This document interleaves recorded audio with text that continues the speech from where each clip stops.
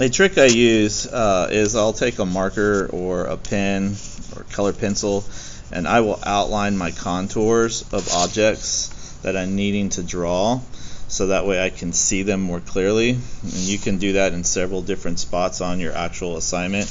But so you can already see how I've transferred the contours over here. So let's talk about rocks, and this will work for the wood and other textures as well. So now that I have my contours in, let's say I'm going to be trying to make this dude right here.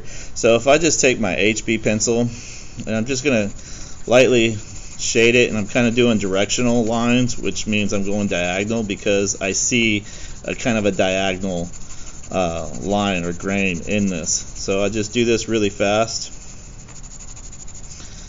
not needing to be perfect. And I can go outside my contours too, because in the cracks it's going to be super dark. I'm going to use a 6B there. And so just kind of give a flat value all the way across. And it's okay if in some areas I'm coloring a little bit harder, like because I can see there's different grays, making it uneven. And then I do have another darker shadow, so I'm going to go ahead and grab my 2B pencil, kind of do the same thing there.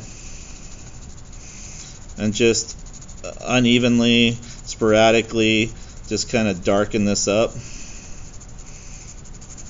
Again, not really being too concerned with it being 100% accurate, just kind of putting some value on to the paper. So now I have some basic tone, and what I'm going to do is I'm just going to use my shading stump and kind of just flatten some of the lines so it's not so liney, but at the same time not taking away all of it. And so now I have a good flat tone that kind of matches the grays. These erasers have been put out today. They're new. These are just putty erasers, and so I want to use it like to dab. And so you can see this has like light white spots, and so if I just come in here and just dab my eraser, I can create these splotchy areas where it's lighter, but it doesn't remove the whole value. Just kind of makes it a little lighter, and I can really focus in on an area if I really want to make it lighter. The last thing I'm going to do is this texture here. There's a lot of like this bumpy, darker texture. I'm going to grab my 4B, and I'm just going to start doing free mark. I'm just going to start scribbling. And again, not really trying to be 100% accurate to what I see, just trying to mimic textures, trying to create the idea that when I look at this, I can tell it's a rock. I'm not too concerned that it's not a rock. Sometimes it's liney, sometimes it's more like a scribble, and sometimes it's a little bit lighter.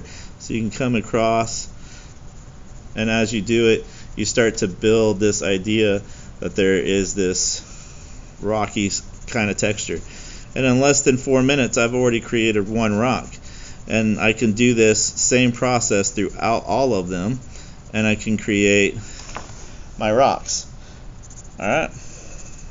And again, this same technique works with this. It's just that it's not going to be exactly the same way, but it's the same kind of technique. Alright?